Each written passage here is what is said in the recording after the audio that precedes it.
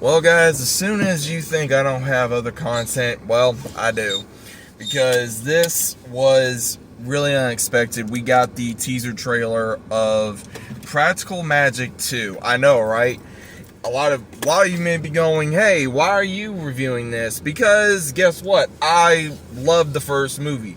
To give you just a little bit of an insight on why I love this movie so much, I was first introduced to it by my mom, and she truly loves this film. She introduced it to me, and funny enough, uh, why I like Redhead so much is actually because of Nicole Kidman, from seeing her as Jilly from Practical Magic. That is another reason why.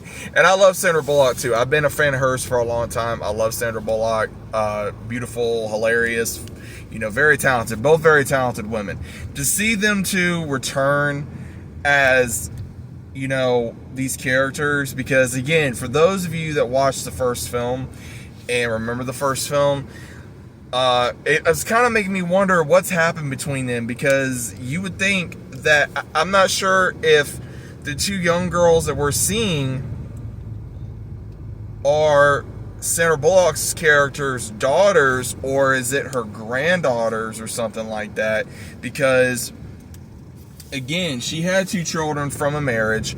Her husband passed away because of a curse that was in their family. Now, she met someone who was a police officer that was looking for the guy that Jilly was with, Nicole Kidman's character, when he was very abusive and all that kind of stuff. And of course, he came back, he tried to possess Nicole Kidman's character. They fought him off, and apparently they broke the curse that whoever they get with and truly love, that they won't die no more. Because again, it was an ancient curse that their ancestor put on the family and made sure it would never happen again, because of course, someone broke her heart years ago.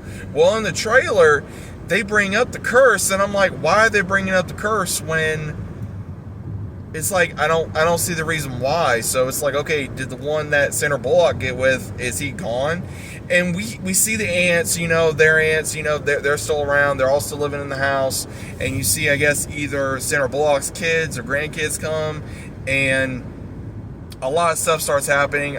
I think, because again, it's always a dark-haired girl and a redheaded girl, obviously, within the family. And it looks like one of the redhead girls gets with a guy, and then the aunts find something, they find something, and of course they bring up, how they buried a body in the first movie underneath the rose bush, which again, if you've seen the movie, they also played the classic, put the lime in the coconut, which again, anyone that is a fan of this film, if you remember the scene where they made midnight margaritas and they're dancing around getting drunk before everything gets really intense, is a very classic scene. And I think this is going to be very interesting for this film, because I got a lot of Beetlejuice 2 vibes from this, which is not a bad thing. I enjoyed the second one. There was things about it I didn't care for, but I'm gonna just go into this movie very thoughtful and hopeful, because again, I have faith in Nicole Kidman. I have faith in Sandra Bullock that they're gonna knock this out of the park. I'm not sure about the other characters we are going to be seeing in this film, because again, it's been 30 years, I believe, since the first film, and that says a lot, man, because I'm 33, so I'm like, damn, I can't believe it's been that long since the first movie came out. And the first movie is very impactful. So again, if you grew up watching, movies like this, obviously you probably watched The Craft, Charmed, Practical Magic, Sabrina the Teenage Witch, I could go on and on. And the Practical Magic was just one of those films that was very impactful. Now, some people may say, oh, they should have just left it alone. That's going to be up for debate depending on how this film goes. All I can say is, to all the people that is giving it negative feedback right now, we don't have a lot to go on. So all I'm going to say is this, because again, I can be very much of a critic, obviously, with what I do on this channel, but just give it some time, y'all. Just give it some time. Let it cook. Let it breathe.